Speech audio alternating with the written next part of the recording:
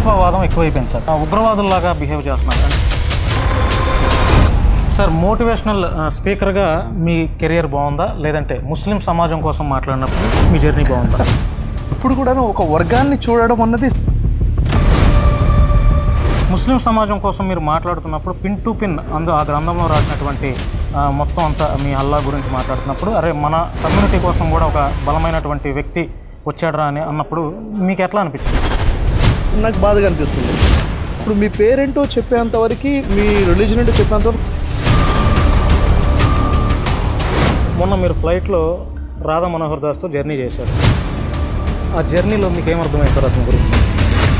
ఏదైనా ఒక విషయం చెప్తున్నారండి, దానివల్ల ఎవరైనా మనోభావాలు దెబ్బతింటున్నాయి.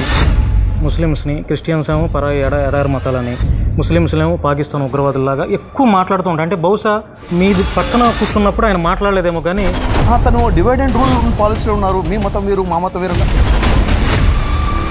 సార్ రామాయణం ఎన్నిసార్లు చదువుంటారు, ఖురాన్ ఎన్నిసార్లు చదివారు, బైబిల్ ఎన్నిసార్లు చదివారు? సరే, ఎన్నిసార్లు చదివాము అన్న క్వశ్చన్ నాకు తెలిసి మాట్లాడుకోవడం అవసరం లేదు.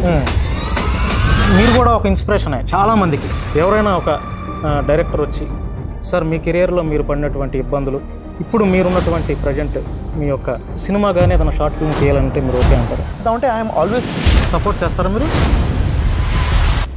సార్ భవిష్యత్తులో పాలిటిక్స్లోకి ఎంటర్ అయ్యే ఆలోచన ఏమైనా ఉందా సార్?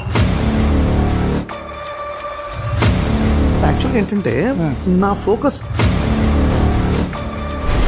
ఏ పార్టీ కూడా అందరి కోసం లేదు సార్. ప్రతి మనిషికి ఒక గోల్, ఒక డ్రీమ్ అనేది ఉంటుంది. ఇంకా మీ డ్రీమ్ ఏదైనా మిగిలిందా అంటే, మీ గోల్ ఏదైనా మిగిలిందంటే ఏం చెప్తారు? నాకు డ్రీమ్ ఉంది సార్. అదేంటంటే నేను చనిపోయే లోపల నేను ఒక చూడాలనుకుంటున్నాను. ఏంటది అంటే సార్ ఇప్పుడు బీజేపీ గవర్నమెంట్ వచ్చిన తర్వాత హిందుత్వవాదం ఎక్కువైపోయింది సార్. కొంతమంది ఉగ్రవాదుల్లాగా బిహేవ్ చేస్తున్నారు. అంటే క్రైస్తవులు ఉండకూడదు, ముస్లింలు ఉండకూడదు, హిందువులు మాత్రమే ఉండాలి అనేది. యాక్చువల్లీ అంటే నేను కూడా ఒక హిందువునే.